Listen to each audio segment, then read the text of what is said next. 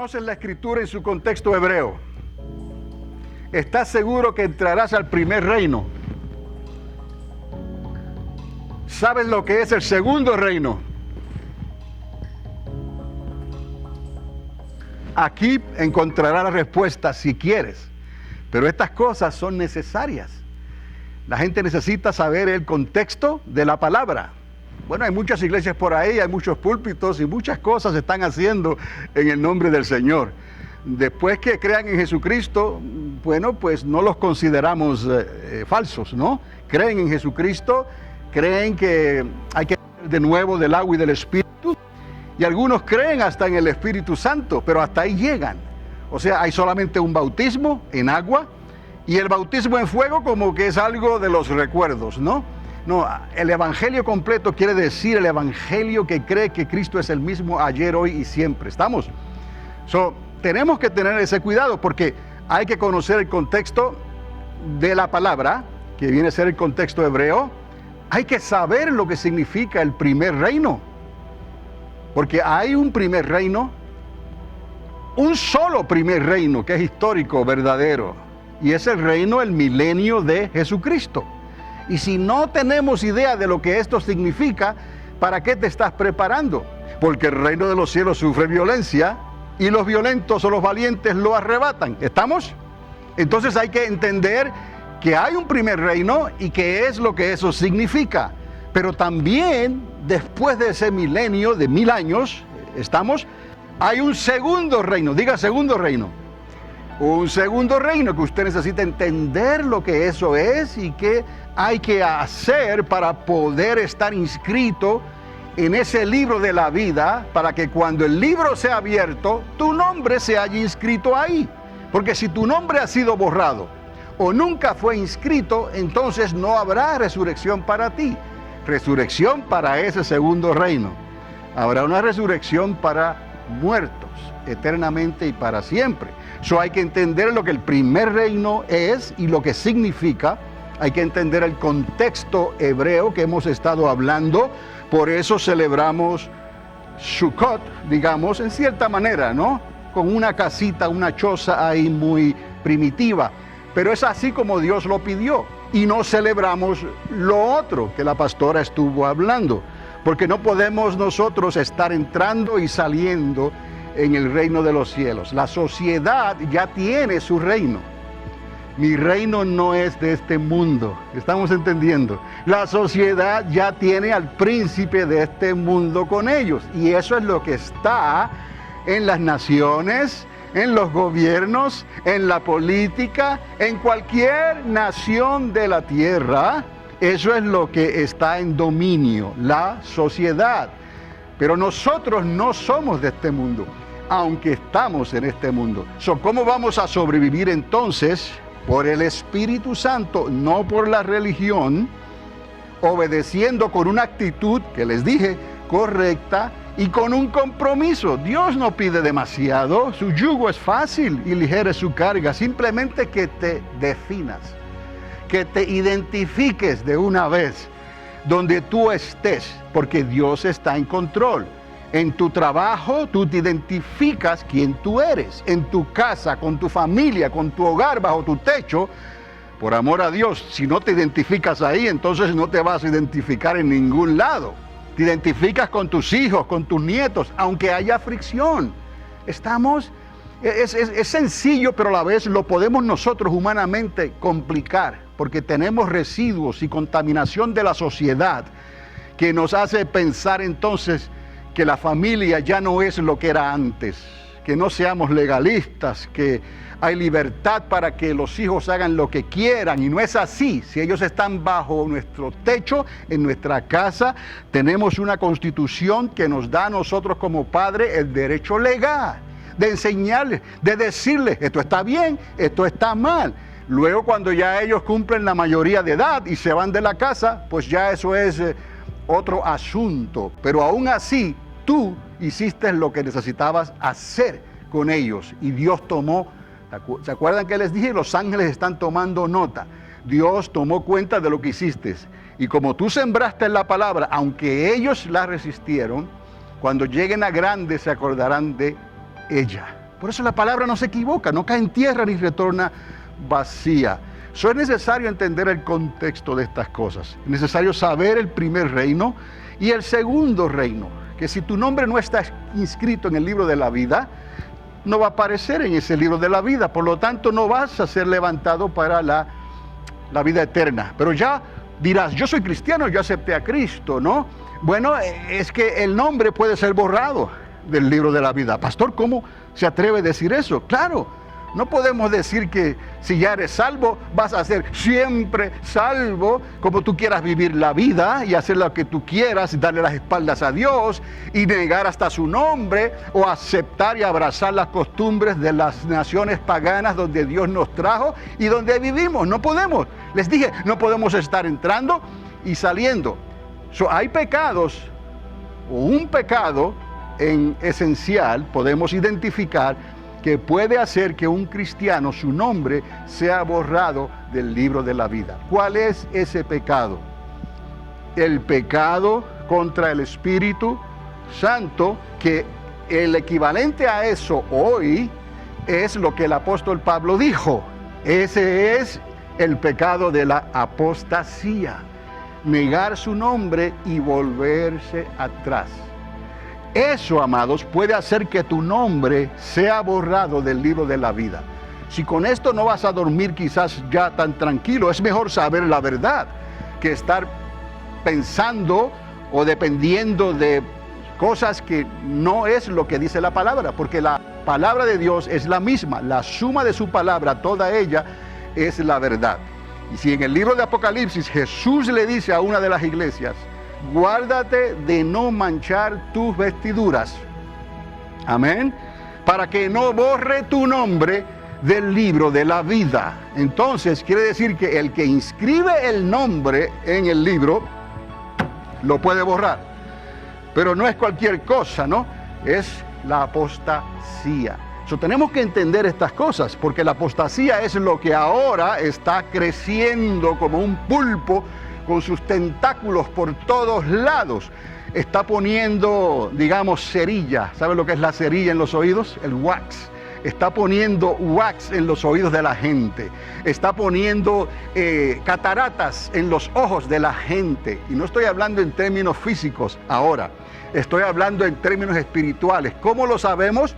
Porque mientras están en la iglesia, quizás sentados en las bancas,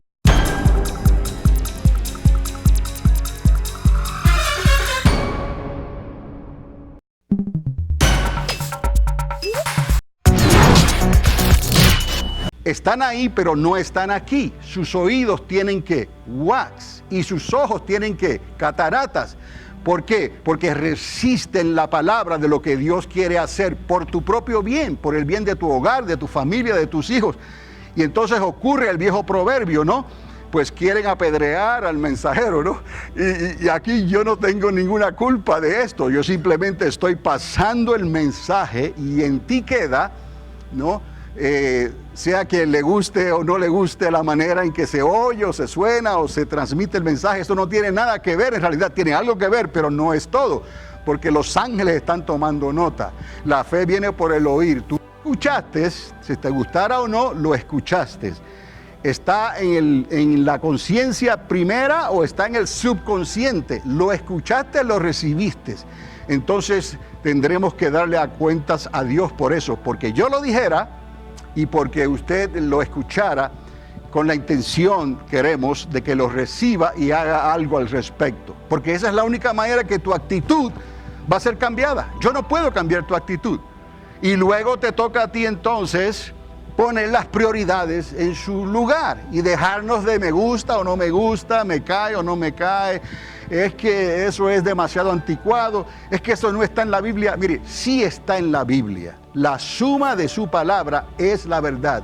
Lo que pasa es que si yo fuera a demostrarle a usted toda la palabra, si apenas puedo hacerlo en 1 hora y a veces en 45 minutos y usted dice gloria a Dios, imagínese si fuéramos a aplicarlo con la suma de su palabra. Y algunos dicen, pues de un poquito un domingo y otro en otro y otro en otro. Mire, más sabe el diablo por viejo que por diablo. ¿Ok? Escúcheme bien. 15 minutos ahora va a pasar una semana completa y usted está en el mundo trabajando y haciendo tantas cosas. Dígame usted si usted va a poder atar los cabos en otros 15 minutos la semana que viene. Por eso es que hay que tratar de presentar todo lo que se pueda en una hora, por amor a Dios. Y se acordarán que Jesús usó el término una hora, porque era lo que él le dijo a los que estaban con él en Getsemaní, ni siquiera haber podido orar por una hora. Y ellos estaban todo el día con el maestro. Eso no es lo que está contando, que llegaron a las 6 de la mañana hasta las 6 de la tarde. No estamos hablando de eso. Estamos hablando de en ese específico momento, una hora de calidad, una hora de intensidad, una hora para atender y escuchar lo que Dios está diciendo. En términos generales, estamos 3 o 4 horas en la iglesia, pero estamos hablando de en el momento de escuchar la palabra de Dios. Tenemos que tener la actitud correcta y luego nosotros entonces acomodar las prioridades como Dios manda. Hay que entender el contexto de la palabra, hay que entender lo que es el primer reino, que es el milenio de Cristo, y hay que entender lo que es el segundo reino, que es la eternidad con el Padre. Cuando los libros sean abiertos, allí habrá un árbol de vida y habrá un río de Dios, hojas de sanidad, para sanar a las naciones de la tierra, que eventualmente serán levantadas y Dios comenzará una nueva creación, cielos nuevos y tierra nueva, en una eternidad con Dios, que ahora no la conocemos todavía, pero que ahí está, en lo que Dios está haciendo. Una eternidad para ti y para mí, pero que a nosotros ese no es la meta nuestra, porque Él nos dio el anticipo. Nos dio el sello del Espíritu Santo para que pudiéramos entender que esa meta de cuando los libros sean abiertos es una meta general para todo el que quiera, todo el que confiese su nombre, todo el que no niegue el nombre de Cristo, lo confiese, nazca del agua y del Espíritu, sus nombres serán inscritos en el libro de la vida. Y a menos que apostaten contra la fe, apostatar, negar el nombre, entonces esos nombres quedarán ahí inscritos. Se mueran antes de tiempo, se mueran después, hicieron algo que Dios los tuvo que recoger de esta tierra antes de tiempo, pero si ellos no negaron el nombre de Cristo, ellos se levantarán cuando los libros sean ¿qué? Abiertos. Pero esa no es nuestra meta para ti ni para mí, como dijo el apóstol Pablo. Tenemos algo diferente para nosotros, una final trompeta. Nosotros los que vivimos, los que estemos en Cristo Jesús, seremos transformados en un abrir y cerrar de ojos a la final trompeta. Eso es algo completamente diferente ahora. ¿Por qué? Porque Él tiene un bema. Diga bema. Bema. Es un lugar donde Jesucristo va a estar para dar sus galardones y sus recompensas a aquellos que trabajaron para entrar en ese milenio, en el primer reino. ¿Estamos entendiendo? La salvación es para el primer reino. Sí, claro que sí, porque es lo primero, tenemos que ser salvos primeramente. Nuestro nombre ya tiene que estar inscritos en el libro de la vida para poder entrar al primer reino. Pero hay algo más, dice la palabra, que ese reino se hace violento, difícil, y los violentos lo arrebatan. Entonces, ¿para qué es el bema? Para esos violentos que arrebataron, que pudieron ajustar sus prioridades para Cristo Jesús y tuvieron la actitud correcta para poner a Dios primero y servirle en el trabajo, en la casa, en la familia, en la iglesia, donde quiera que fuera, fueron identificados como personas que habían nacido del agua y del Espíritu y habían sido no solamente bautizadas en agua, sino en el Espíritu Santo. Y por medio del Espíritu Santo esas personas tenían bien claro a quién servían y podían decir: yo sé en quién he creído, aleluya, y yo y mi casa serviremos a Jehová. Entonces, todos los que estén bajo el techo necesitan entonces considerar muy de cerca la actitud de sus padres, papá y mamá, porque ellos son personas que no son cristianos de nombre, son personas que han nacido del agua y del Espíritu y están llenos de fe y del Espíritu Santo. ¿Está conmigo? Esos entrarán en el milenio, primer reino. Pero ¿qué frutos tendrás? Si tú vives así, no es lo que se ve afuera, no es la apariencia, no son los números, no es el tamaño, no es el lugar, es esto. Si tú estás lleno del Espíritu Santo y fe, tú por obligación tendrás frutos, diga frutos, dignos de arrepentimiento. Y se va a conocer.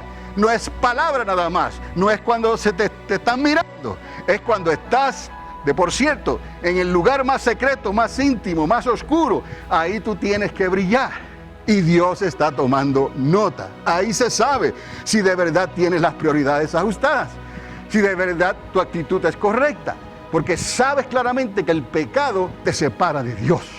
Entonces, cuando hay pecado en tu vida, cuando has ofendido a tu hermano, cuando has hecho algo que ha causado división o ha causado que el peso de la palabra y la convicción del Espíritu Santo esté sobre ti, arrepiéntete lo antes posible. Arrepiéntete, porque tú no sabes cuándo la final trompeta va a sonar. Y aunque no te pierdas, perdiste la entrada al milenio. Porque si suena la trompeta y no estás en Cristo Jesús, no podrás ser arrebatado y levantado, como muchos prefieren creer, porque eso es lo más fácil.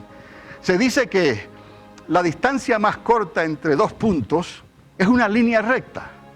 El agua siempre va a buscar la menor resistencia. La corriente va a buscar siempre la menor resistencia. Obviamente algunos van a querer pensar por conveniencia, oh, mi rapto está seguro. Y no se dan cuenta que tienes que tener frutos dignos de arrepentimiento para poder pasar por el bema de Jesucristo.